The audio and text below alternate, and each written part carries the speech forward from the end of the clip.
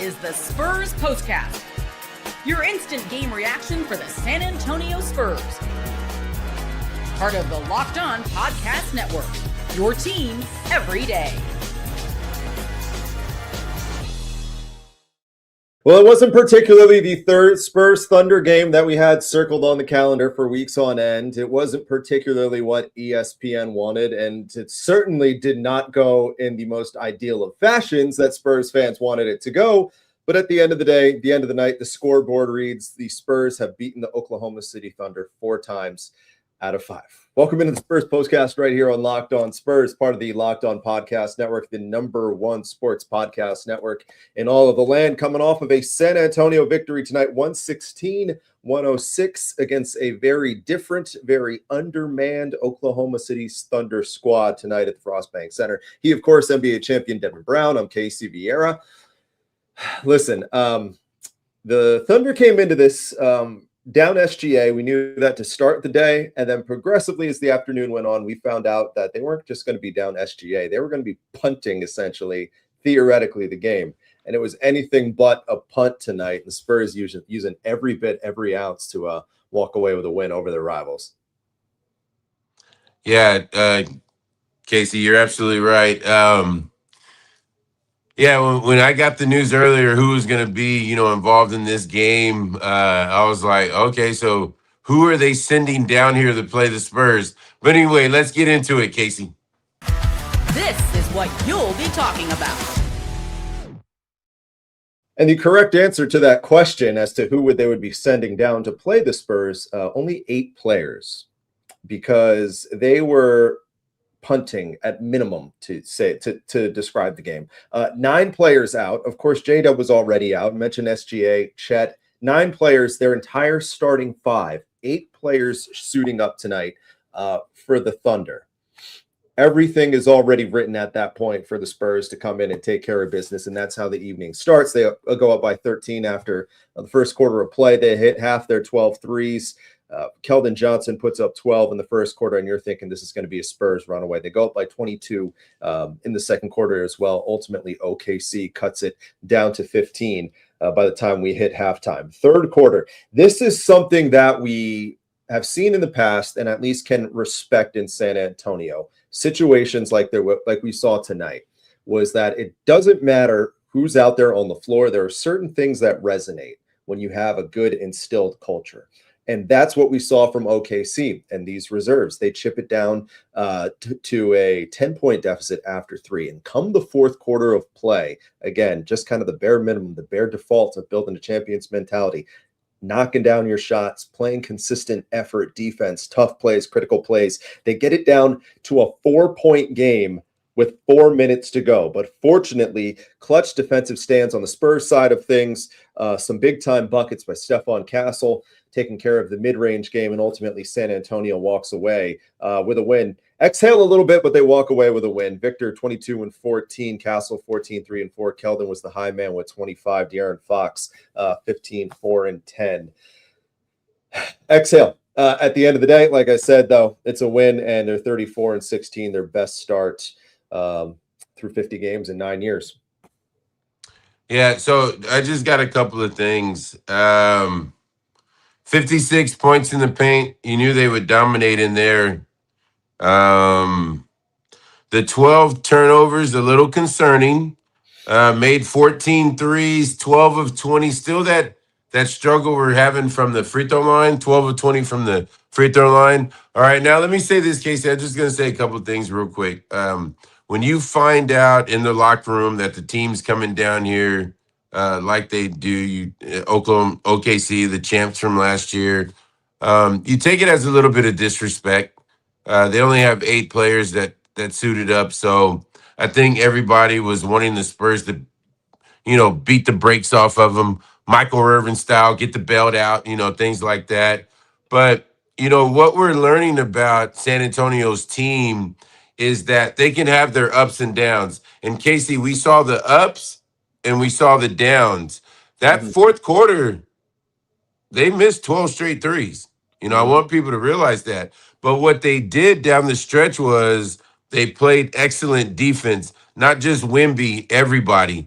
So they were able to get out of there with the win.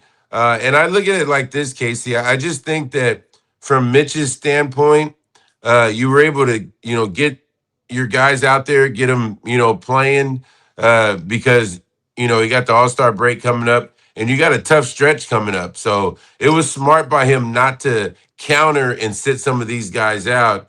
You're trying to catch them. And of course, now it's 4.5 games.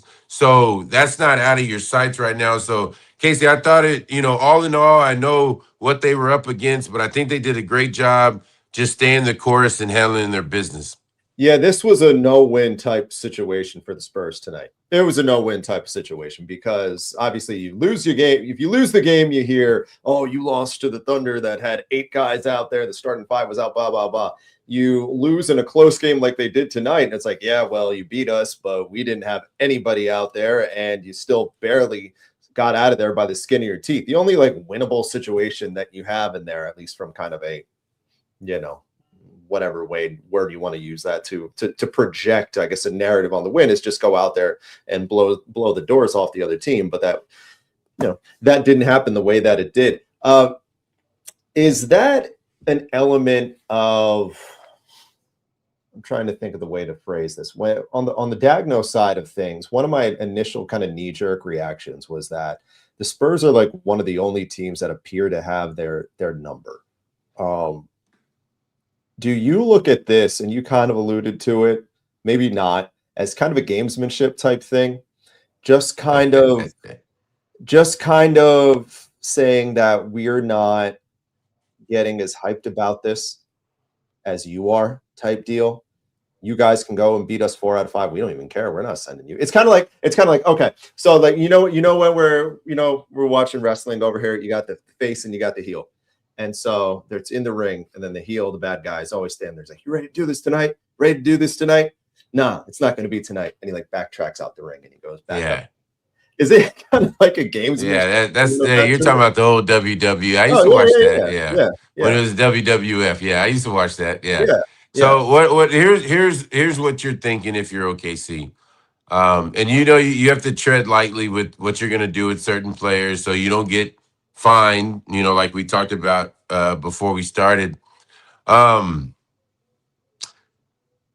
are the champs, and they have that.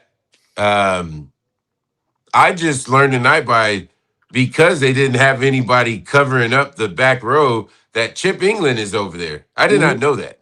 Yeah. I had no idea that he was there. So you have him who's been in the building doing his job quite well. He's been doing his job quite well. Yeah, he has. And you have Sam Presti, who's their GM, who's been in the building here. So, oh my goodness, that is a tough question for me to answer because I want to give you my honest thing. And I want to say that Oklahoma City was not worried about a game in February when they know that if San Antonio is going to do anything in the playoffs, not only do they have to get by their opponent, but you're going to have to come through us. Mm-hmm. And I think that that's the message that you send because it's one thing to have your players here, but it's another to leave them in OKC and play with 8 guys. I just think there's so much behind it. We don't have time to get into all that. But Casey, let me tell you something. When I saw that, when I turned the TV on or earlier today, and I actually saw it when I turned the TV on. Yeah. If I'm San Antonio, I don't need any more motivation for the rest of the season. Excuse my language. I want their butts. Yeah. I want them. Now you just took it to another level. Yeah. Yeah. You know what? You said we don't have time. We're going to make time for it because very few situations like this come about where you have the 2 heavyweights of a Western Conference, and then you take or any conference, and you take a next level gamesmanship type aspect of it. I know you said we don't have time. No, this is good stuff. We're going to dig for it because there's only so many ways that we can say that the defense was. You're going to get me fired up. That's what we're here for. That's why we do that. That's why we do these things. So we're going to step aside. Devin is going to give him a second to take a sip of water, recharge, and gather his thoughts because coming up on the other side of the break, we're going to figure out what's going on here on that front. And could this be something bigger? I hope so. I would think, at least from the way Devin articulated that. I definitely hope as much. But before we do that, before we continue that conversation, let's talk about some of our friends who help and drive in this program. Of course, with FanDuel, as you know, Super Bowl Sunday is, what's today? Wednesday. So just a handful of days away, coming up this weekend. That means it's the final call on FanDuel. One last kickoff, the final chance to get in on the action before football season comes to a close. And with Super Bowl 60, FanDuel, the two of them as a whole, they're making sure you're right in the middle. They got a special offer with the biggest game of the season. You're going to tack onto your parlay because what is it? Drake May just needs one passing yard. That's it. That's it. It could spiral. It could go bad. I don't know. But I like my chances. And you should too. If you're a new customer, bet $5 on up $200 in bonus bets. If you win, make it count. Because after the Super Bowl season's over, last call on FanDuel, the official sportsbook partner of Super Bowl 60. Hey, with football season pretty much going by the wayside, as we know, it's going to be a whole lot of basketball the rest of the way. And so whether you're in the Frost, any NBA arena, any NBA arena, you know you're all about the crowd, the energy. That part's fun. Getting the tickets, not particularly, because it's never really simple. But that's why the Game Time app, they've become the go-to app, the go-to spot for scoring tickets fast without hassle, puts the advantage right back where it belongs, which is, of course, you, the customer, and take all the guesswork out of it. Buy your NBA tickets with Game Time. Download the app, create an account, use code LOCKEDONNBA for $20 off your first purchase. LOCKEDON for $20 off. Locked On as opposed to Locked On NBA. Download the Game Time app, and remember, it's gametime.co as opposed to .com.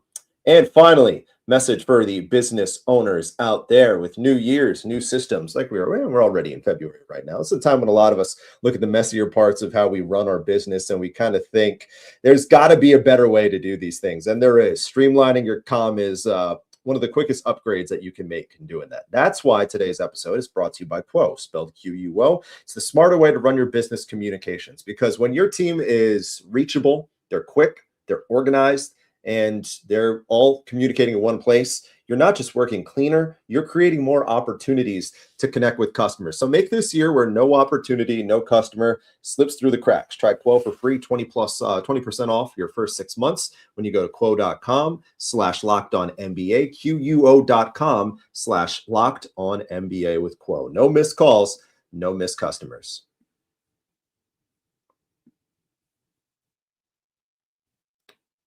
Spurs and Thunder perhaps reaching a new level in gamesmanship following San Antonio's 116-106 victory tonight. Their 4th and 5 tries against the Thunder. There's only so many ways that you could talk about the on-the-court product. Like you said, there's only so many ways to navigate the X's and O's. And I think we've pretty much turned every stone on that front. And perhaps, like you alluded to, the Thunder are probably seeing that as well. So let's expand off that conversation of gamesmanship, and I'll give you the platform there. What about this collectively as a whole has you so fired up? So when we show up to the arena this evening, 8:30 game, say 5:45, 6. You're hoping that every guy is in there because everybody knows, what's at stake for the night. OKC is getting ready to come into our building with 8 players. It's the ultimate disrespect. So when we're in the locker room, you're hoping that you want to be the first one there, but you're hoping that all 15 players are the first ones there, if that makes sense. So everybody's getting there at the same time. Normally it's staggered because the veterans get there about an hour and 45 before the game. When I was with San Antonio, we'd get there 2.5 hours before. But my point is this: when you know you're going into a game and a team does something like this, the first thing that everybody's thinking is, let's score 150 and try and embarrass them. Especially with it being a national televised game, because what you want to do is you want to send a message to OKC to never do that again. All right, and I feel like the way it went tonight, I feel like OKC's like, we were a couple shots away. And I explained this to you. They were a couple shots away from it getting really quiet in Frost Bank. And, I just think that body language means a lot to me. And I'm not going to call anybody out as far as the Spurs go. But if you want my honest opinion about the game, I don't think that was good enough. In a situation like that, you should have beat them by 40 and sent a message to them. But that's me. Maybe that's old school, Casey. But I'm telling you, the group that I was with, that we wouldn't have allowed for that. So do you think in some respects, I'm hearing you say that, you knew a night like tonight goes well beyond the win-loss record for Oklahoma City, that they're thinking that? No kidding. Do you think in many respects OKC is kind of a winner coming out of this tonight? Is kind of what the energy I'm kind of getting off you with this? Oh, Shai's so excited for his guys, the way they played. To lose by 10, and they're probably all watching the game at Mickey Mantle's at OKC. Great restaurant, by the way. That's still there. There was one in New York for a long time. I loved it. Is Mickey Mantle's in OKC still about?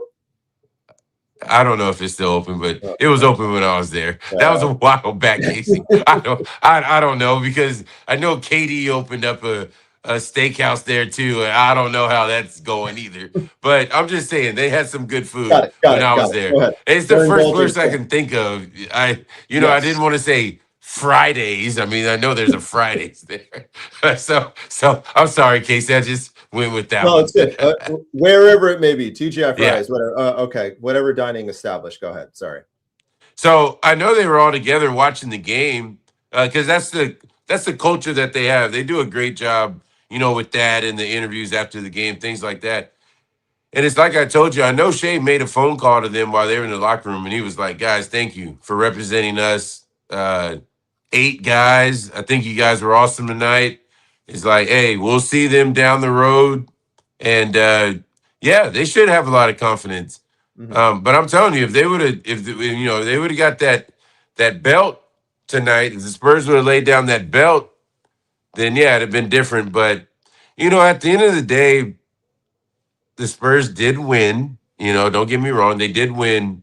But I just think there could have been a clear message sent to them tonight. It's hard not to. It's hard to disagree with what you're saying, because the only way that they were going to, in this type of spot, that they were going to kind of get some type of gamesmanship on you, or not get some gamesmanship on you, is if you were to go out and you were going to blow them out of the building. And they didn't do that.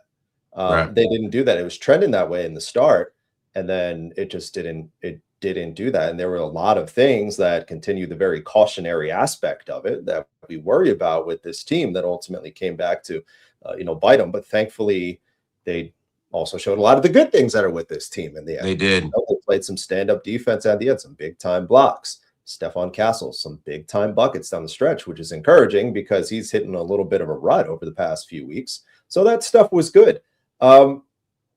Do I feel any particularly different right now about where the two teams stand come they meet? Should they meet come playoff time?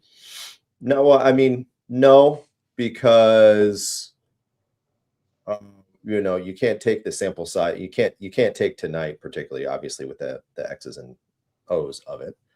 Right. But I still think that there's an aspect of it that the Spurs have to show that they're going to be ready for something like this. And it's going to be just a different type of, beast that comes about in the month of May, God willing that they get that far. And that's, I kind of make that point, not particularly off the sentiment of what we saw tonight, just kind of the same cautionary things that we've seen along the way. But we'll see. I know it was at the end of the day, it's a win. And they're 4. It's a win. Yeah, they're 4. And let me say this, Casey.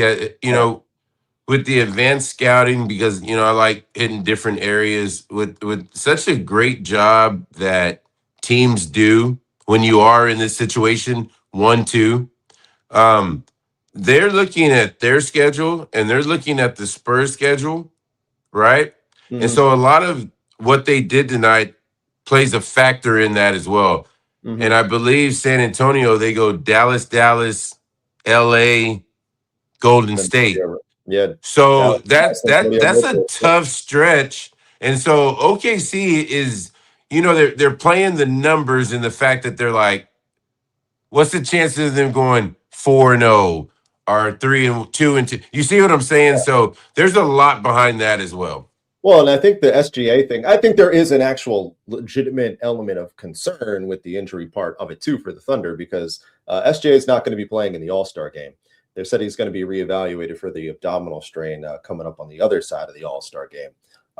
So take that for what you will. Spurs ultimately end the night 5 games off of first for that 1 seed. The Knicks did them a solid, beating Denver, crazy game in double overtime. If you're watching on ESPN, you saw it leading up to it.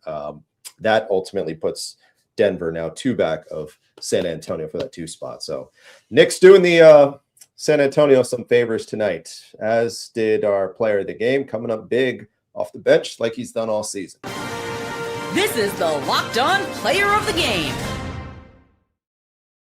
25 big ones for KJ. I love when he does it on national TV too, because there's no guy who deserves it more on the accolades on this squad that he gets, the flowers that he receives. And I'm glad this 6th man of the year push is continuing to grow and grow and grow. And he's got as good odds as anybody else to take it. And it was big. First of all, congratulations on another solid game by him. 25 off the bench. Believe me, been in the league. It's tough to do, to go out there and get 25 off the bench. So believe me, everything that he's doing has been great this year. Provided the energy, played hard. You don't have to worry about that with Keldon. And that's what he brings to the team.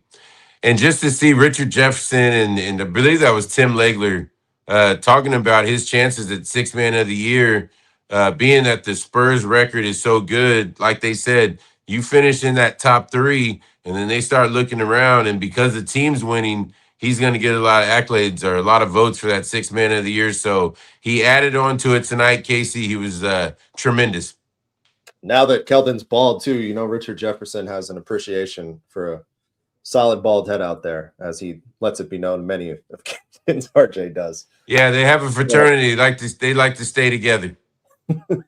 Thankfully, I'm not there yet, though. I don't think I would be invited anyways if I, under any circumstance, regardless. Anyways, next time you're going to see us is tomorrow, following Spurs and Mavericks getting right back at it in the thick of things. Like Devin mentioned, it's a 7:30 tip-off, and you know where to find us. Right here on the Spurs Postcast on Locked On Spurs once things go final. And, of course, bright and early in the AM, Jeff Garcia got you covered with the title pod ahead of a trade deadline. So I'm sure we'll probably have some stuff to talk about as well tomorrow night. Can't imagine big, famous last words, but can't imagine anything crazy. But we'll find out. And, we know you guys will be right here with us like you always are. Shout out to you guys. You're the ones who make it fun, make it possible, that drive everything, and a big reason, the reason why the Locked On Podcast Network as a whole is the #1 sports podcast network in the land. Spurs #1 tonight. They take care of business. They beat a different-looking Oklahoma City Thunder team, but they've beaten them 4 out of 5 tries. Tonight,